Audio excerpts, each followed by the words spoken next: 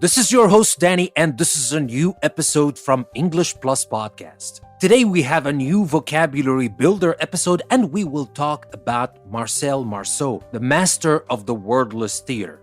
But before we do that, let me introduce you to the 10 words we're going to learn in today's context. And these words are nuance, keen, adroit, irrepressible, embody, stark, repertoire, foible, fugitive, and legacy.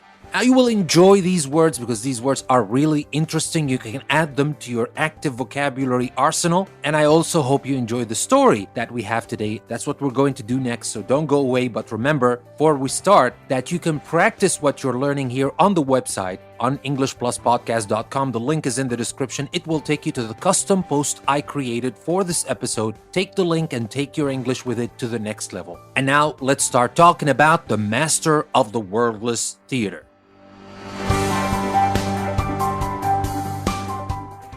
Schooled in the nuances of gesture and facial expression, mimes encourage audiences to examine body movements with the keen attention of a detective searching for clues. The body language of mimes unravels the mysteries of character, motivation, and plot that they adroitly crowd into sketches lasting only minutes.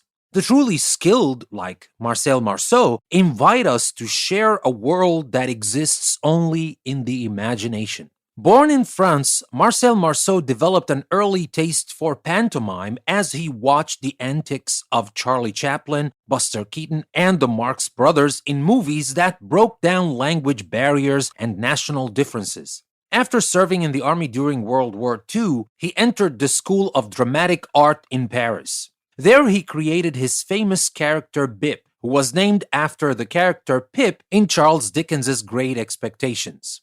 Marceau tells most of his stories through the simple, pathetic, and irrepressible clown. In a stovepipe hat decorated with a bobbing red flower, Bip walks against the imaginary wind, nurses a seemingly sore finger, pulls an imaginary rope in a tug of war, catches a make-believe butterfly, and climbs an imaginary flight of stairs. His performances are deceptively simple, yet they embody the most intricate theatrical techniques. With his body as his primary instrument, he twists, turns, and bends. His eyes and stark, almost shocking, painted white face further absorb the audience in the action. As Marceau has said, pantomime is the art of expressing feelings and attitudes, not a means of expressing words through gestures. Marcel Marceau's aim is simply to make his audience see, feel, and hear the invisible.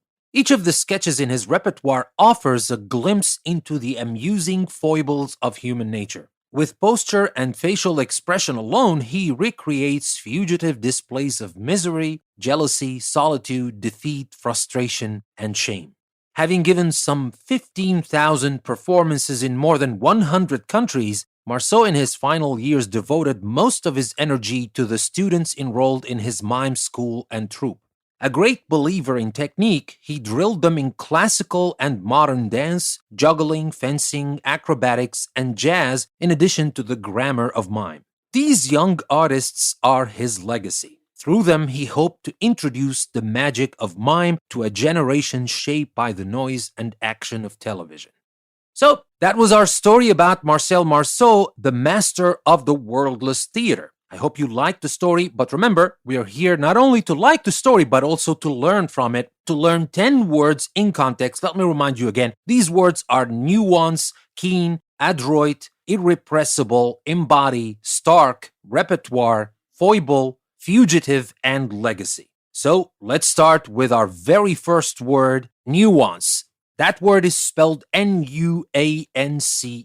nuance. Let's see how we use that in context. We said, schooled in the nuances of gesture and facial expression, mimes encourage audiences to examine body movements with the keen attention of a detective searching for clues. Here, what do we mean by the nuances? Are we talking about big differences, or are we talking about small differences, subtleties? Actually, it's the small difference we're talking about. And nuance is not a big difference. It's a small difference in sound, feeling, appearance, or meaning.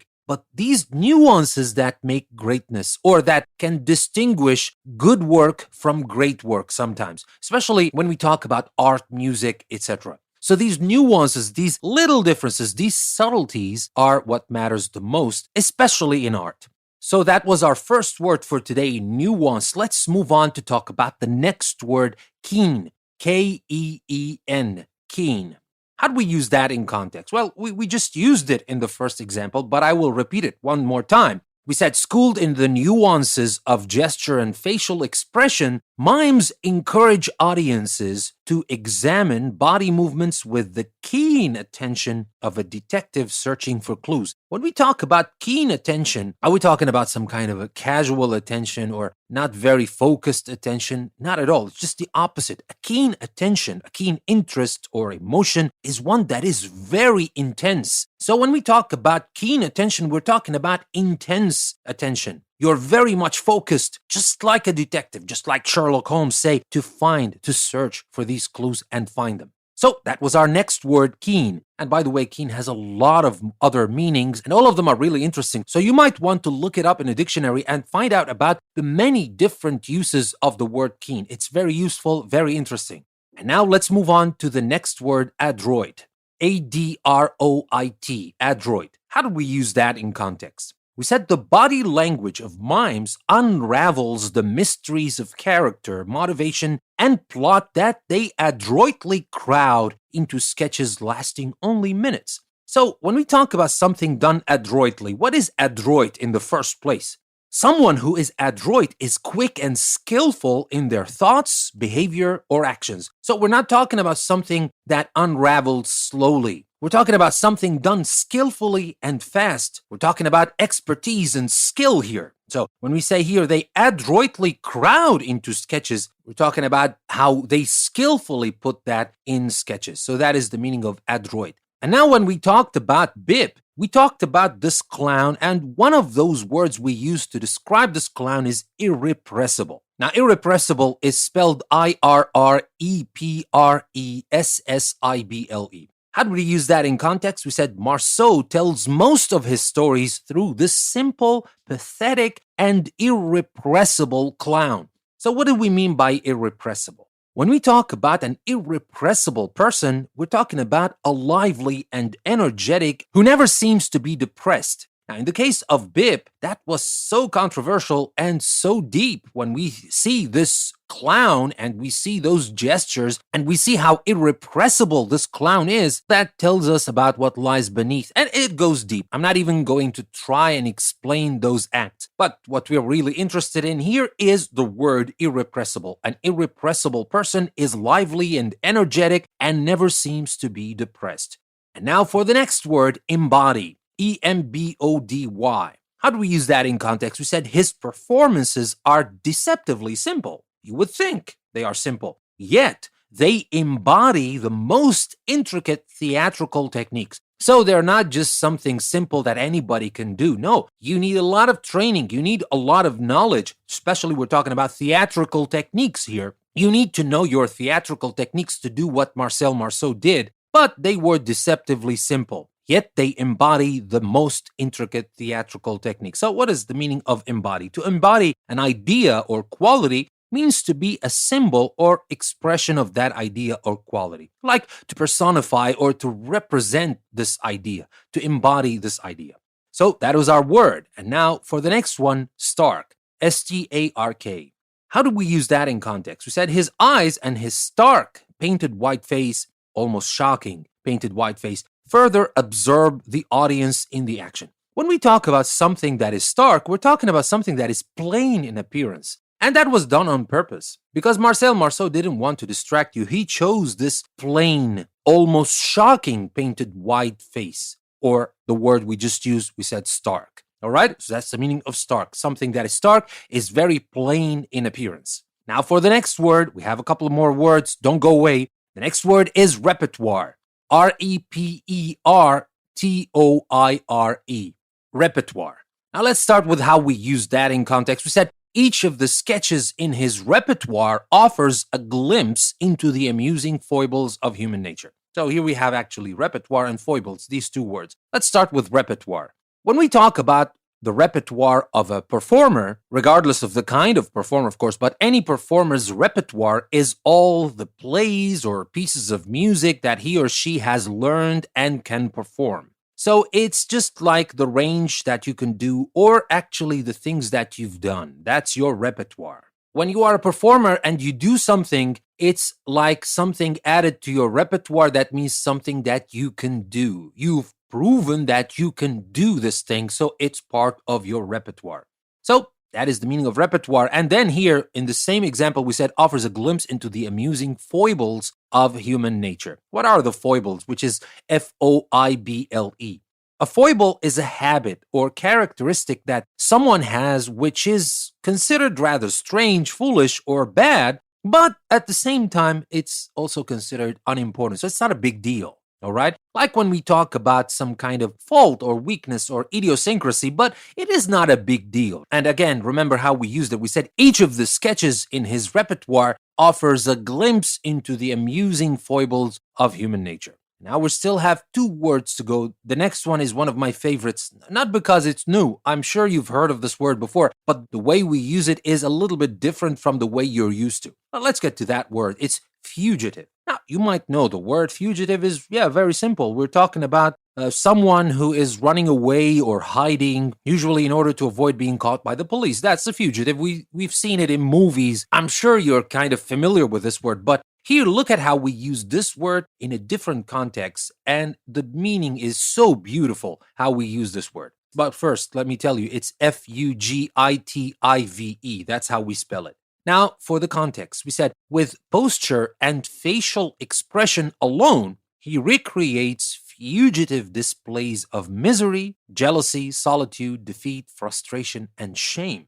Oh, here we're not talking about people here, right? We're talking about displays of misery, jealousy, solitude, etc. And we said fugitive displays. Now, here, when you talk about fugitive, that is not a person in this matter, we're talking about something elusive, something brief, something temporary, passing. That is the meaning of fugitive here. It's so beautiful how we can use some of the words we think we know in totally different ways. That's the beauty of the language. Well, maybe because I'm so keen on learning those things, but I'm pretty sure that you are interested as well. Or at least I hope I can get you fired up and interested in those things. Anyway, that's the meaning of fugitive in our context. It's, of course, it can mean this person who's running away or hiding because he or she doesn't want to get caught by the police. But here, the meaning is different. It's elusive. Brief. We're talking about fugitive displays of misery. By the way, we can say fugitive emotions as well, if you want. Now for our last word, legacy. Legacy. How do we use that in context? We said a great believer in technique. He drills them in classical and modern dance, juggling, fencing, acrobatics, and jazz, in addition to the grammar of mime. These young artists are his legacy. So here, what is the meaning of legacy? Well, literally, legacy is money or property which someone leaves to you when they die. So when you talk about the money or property that someone leaves, that is his or her legacy. But legacy can be a lot more than that. Now, when we talk about Marcel Marceau, we're not talking about his legacy, only the money he left after he died or the property he left, but the experiences, those teachings, the way he taught this new generation about mime, that is his legacy. That is his true legacy, what he left us. So here, when someone dies and he leaves you something, that is the legacy, right? Now, sometimes it can be money and you may be happy, of course, but sometimes what this person leaves is a lot more important. Maybe some discoveries, maybe some information, maybe some kind of works of art or things that will influence us for years and years to come. That can also be called a legacy. And that's my favorite type of legacy. Of course, we're not talking about the money he left. We're talking about those experiences, those teachings, and of course, his great contribution to the art of pantomime. That is what we can call his great legacy.